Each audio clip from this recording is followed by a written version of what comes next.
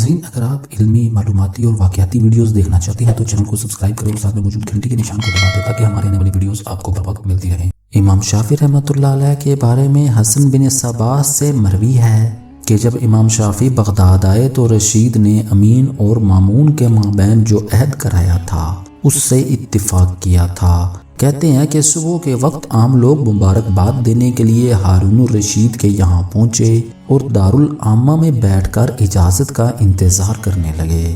اب لوگوں نے باہم گفتگو کی کہ ہم کو دونوں شہزادوں کے لیے کس عنوان سے دعا کرنی چاہیے، کیونکہ جب ہم ان کے لیے مسند آرائے خلافت ہونے کی دعا کریں گے تو وہ خلیفہ کے حق میں بد دعا ہوگی، اور اگر ہم ان کے حق میں دعا ہی نہ کریں تو یہ بھی ایک تقصیر ہوگی۔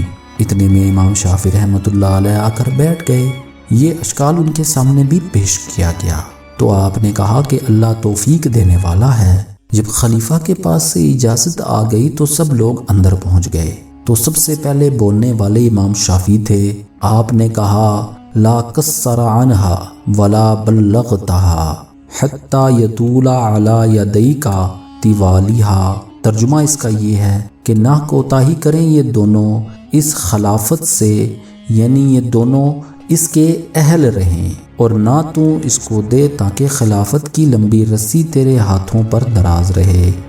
ناظرین، اگر آپ کو ہماری یہ ویڈیو پسند آئی تو ویڈیو کو لائک کریں، شیئر کریں اور کمنٹس میں اپنی رائے سے ہمیں ضرور آگاہ کریں کہ آپ کو ہماری یہ ویڈیو کیسی لگی۔